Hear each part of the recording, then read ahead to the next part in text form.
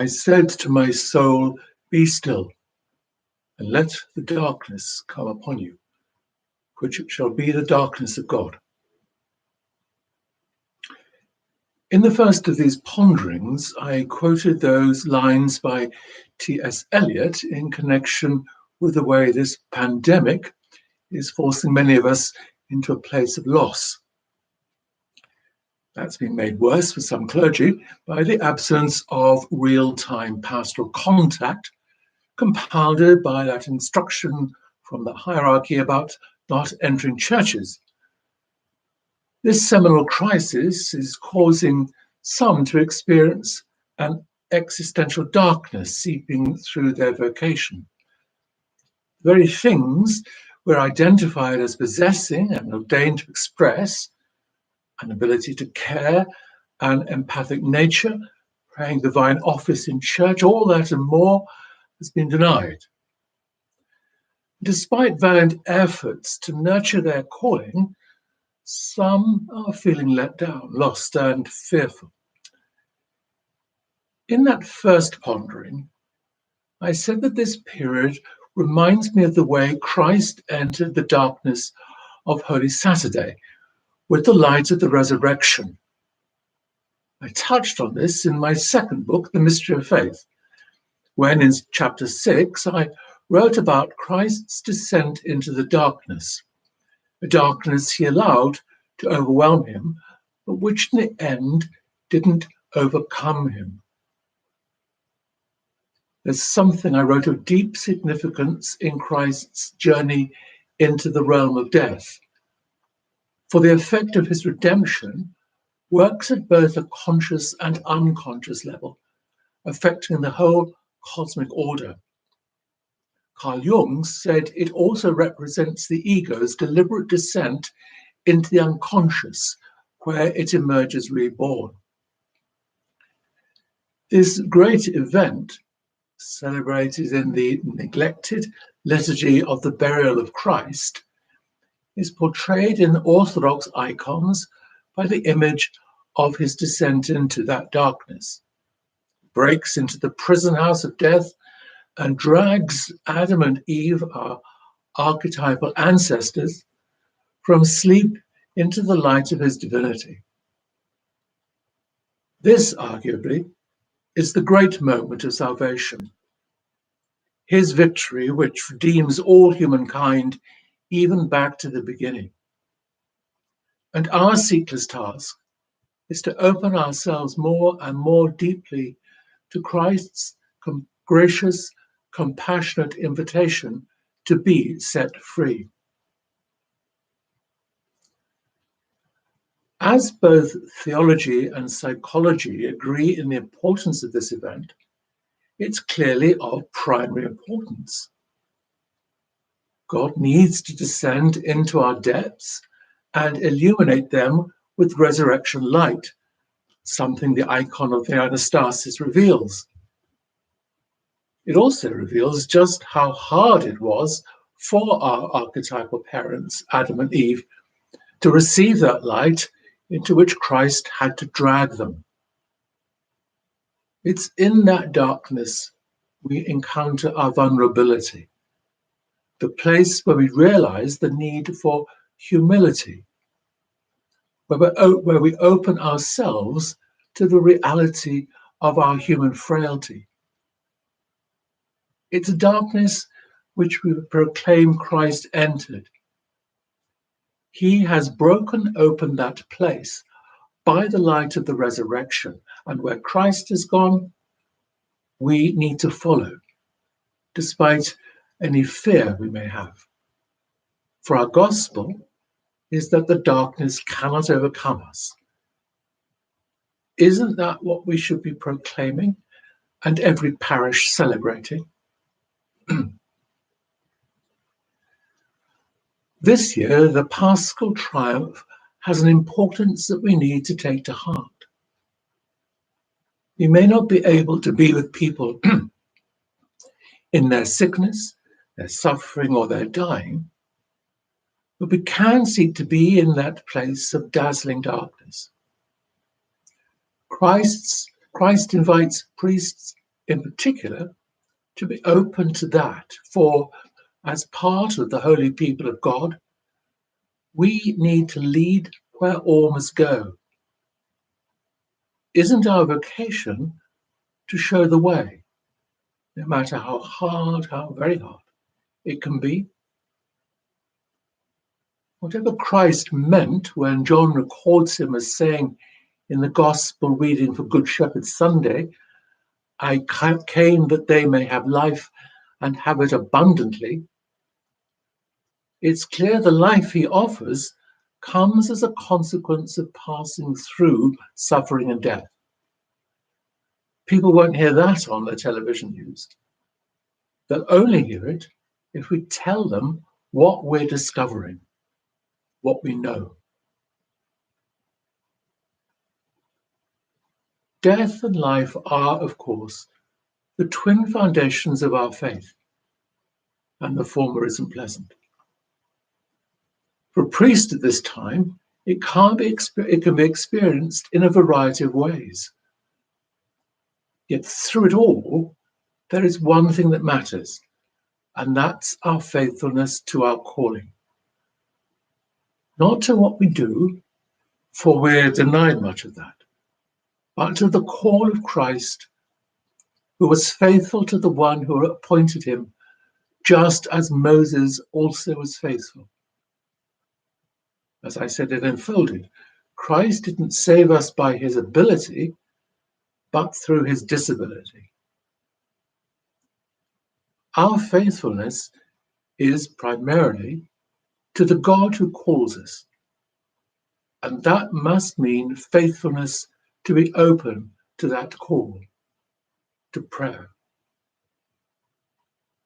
About that, one enclosed sister wrote to me, I think as a monastic, I am aware how beneficial the rhythm and routine of the life we live is.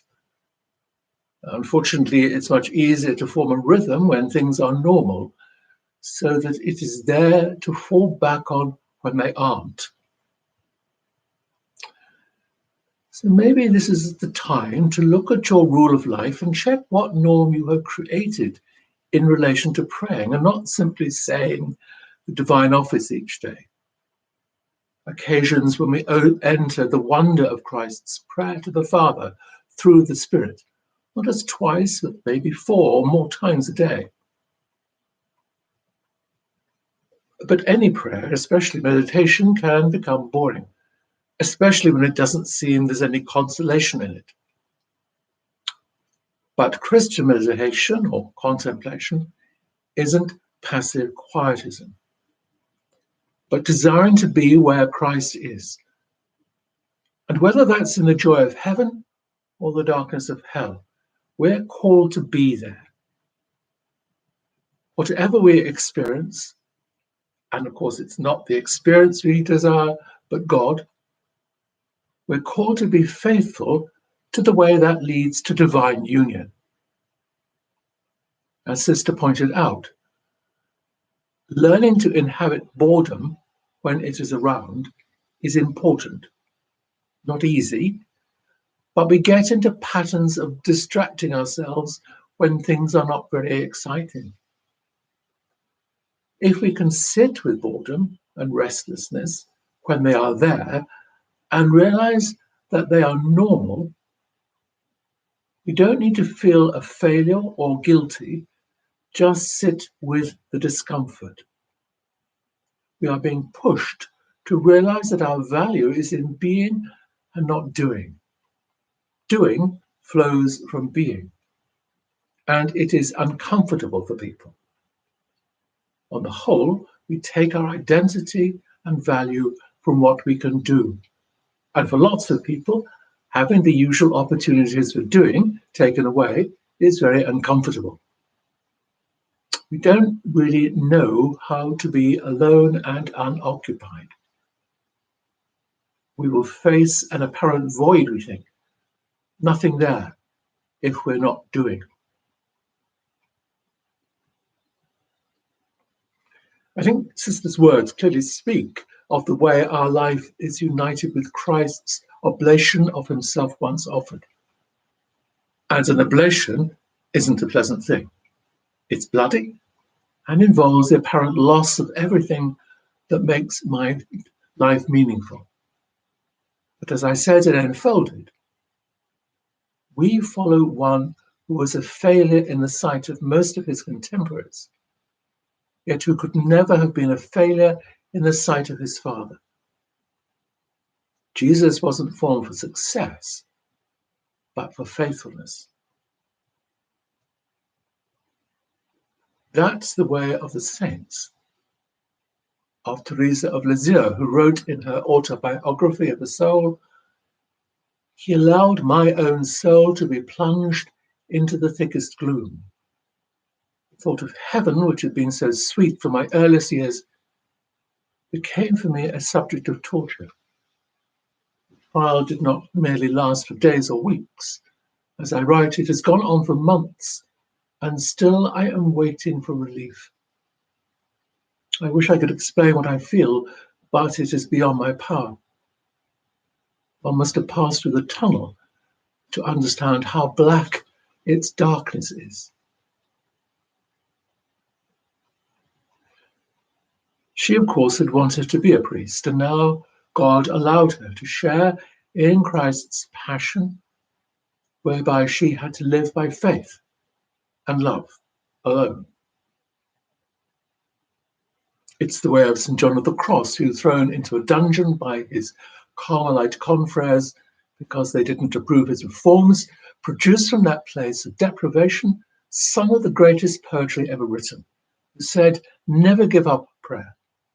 And should you find dryness and difficulty, persevere in it. For this very reason, God often desires to see what love your soul has.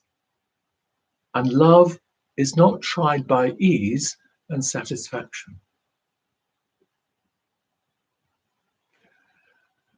Perhaps this pandemic is forcing us to face what lies beneath the surface of our lives, inviting us to consider where we look for our primal meaning. Without so many of the norms of ministry, we might experience a sense of being overwhelmed by darkness. One of the reasons why it's important to continue to offer Christ's oblation is that it's concerned with overcoming the darkness of death. It unlocks the gates of Hades and with great tenderness sets prisoners free. Unfortunately and misleadingly, some say of that day that it's when Christ rested, a day of dead silence, when nothing happened. But lying at the heart of the Paschal mystery, it's the greatest day of salvation, the day when what is most important occurs. Feelings of loss and confusion can drive us away from our calling. Yet it's precisely at this moment we need to be present to prayer, present to the Spirit moving within us as we open our heart, all its messy emotions, to God, whose ongoing work of salvation will be occurring at the deepest levels. Prayer which isn't just the words we utter, but what happens in a heart inclined to God, which goes on gently even when we're unconscious of it. We have to set up the rhythm, like the rhythm of breathing, because prayer is the heartbeat of life. It may be that this pandemic is forcing us into places we would never enter by our own efforts. Now, like the contemplative, God invites us to enter the world's lostness with the flickering light of Christ. Not our flame, but his, carried in our heart. We may fail at times, fall flat on our faces, or even turn from this calling. But it's fundamental to the nature of priesthood. All we need to do is be there, in the darkness and despair, the light of Christ's love. He does the work. Let's take a minute of silence.